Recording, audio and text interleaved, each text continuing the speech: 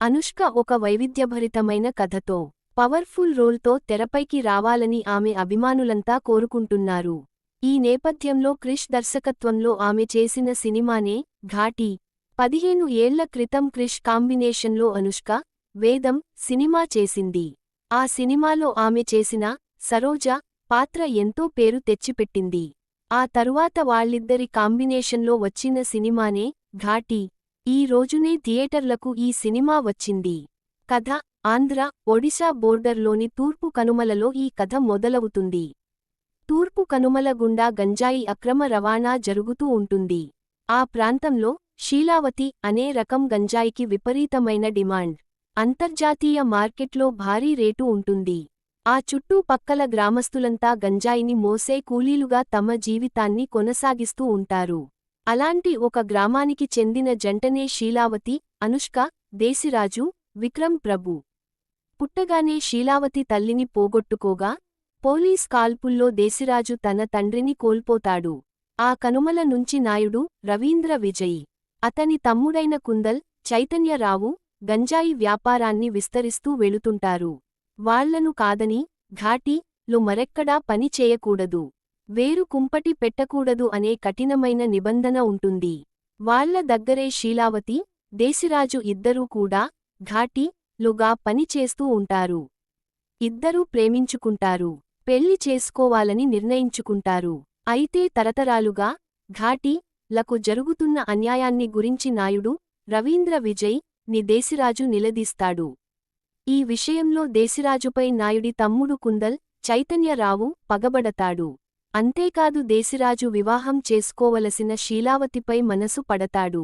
ఇక ఈ ప్రాంతంలో జరుగుతున్న గంజాయి అక్రమ రవాణాకు అడ్డుకట్ట వేయడానికి స్పెషల్ పోలీస్ ఆఫీసర్గా విశ్వదీప్, జగపతిబాబు రంగంలోకి దిగుతాడు.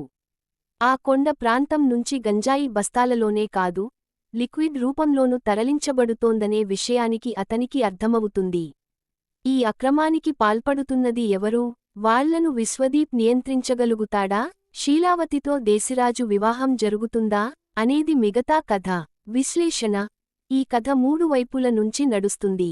ఘాటిలు, వాళ్లతో గంజాయి మోయించే అక్రమార్కులు, ఇన్వెస్టిగేషన్ చేసే పోలీస్ డిపార్టుమెంటు వైపు నుంచి ఈ కథ సాగుతూ ఉంటుంది. గంజాయి మోసే ఘాటిల జీవితం ఎలా ఉంటుంది?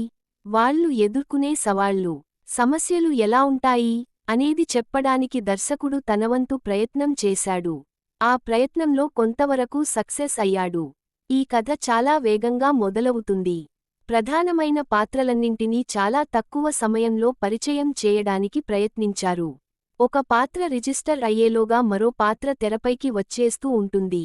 Hero, heroine, local villain, non local villain, ఇలా అందరూ తెరపైకి వచ్చి ఒకసారి కనిపించి హాజరు వేయించుకుని వెళుతున్నట్టుగా అనిపిస్తుంది. దాంతో ఆ పాత్రలను వెతికి పట్టుకుని ఊరు పేరు తెలుసుకోవడానికి మనకి కొంత సమయం పడుతుంది. ఘాటిలను తమ స్వార్థానికి ఉపయోగించుకోవడానికి కొన్ని అరాచక శక్తులు చేసే ప్రయత్నాలతో ఫస్టాఫ్ నడిస్తే, సంపాదన కోసం సామాజిక బాధ్యతను మరిచిపోకూడదనే ఉపదేశాలతో, సందేశంతో సెకండాఫ్ కొనసాగుతుంది. ఇక ఇంటర్వెల్ బ్యాంక్ కి, క్లైమాక్స్ కి మధ్యలో ఎమోషన్స్ను ఒంపేసి యాక్షన్ను మాత్రమే నింపిన సన్నివేశాలు కనిపిస్తాయి. సహజత్వానికి చాలా దూరంగా అనిపిస్తాయి. పనితీరు: ఇది నాయిక ప్రధానమైన సినిమా. ఆమె చుట్టూ 3 అంచెల పద్ధతిలో విలన్స్ ఉంటారు. ఎక్కడో ఉంటూ చక్రం తిప్పేది ఒకరు, లోకల్గా ఉంటూ దానిని ఆచరణలో పెట్టేది ఇంకొకరు, స్పాట్కి వెళ్లి అమలు పరిచేది ఇంకొకరు. ఈ చివరి లైన్లో కనిపించే చైతన్యరావునే మెయిన్ విలన్ గా చూపించడం ఈ కథలోని ట్విస్ట్. ఈ నేపథ్యంలో జిషు సేన్ గుప్తా, హరీష్ పేరడి, రవీంద్ర విజయ్ వంటి వారి పాత్రలు తేలిపోతాయి. ఇక జగపతిబాబు పాత్రను వెరైటీగా చూపించడానికి చేసిన ప్రయత్నం దాదాపు ఇబ్బంది పెట్టిందనే చెప్పాలి. ఆర్టిస్టులంతా చాలా సీనియర్లే, అయితే ఎవరి పాత్రనూ కొత్తగా డిజైన్ చేయలేదు. ఆ పాత్రలను గురించి చెప్పుకోవడానికి కూడా ఏమీ లేదు.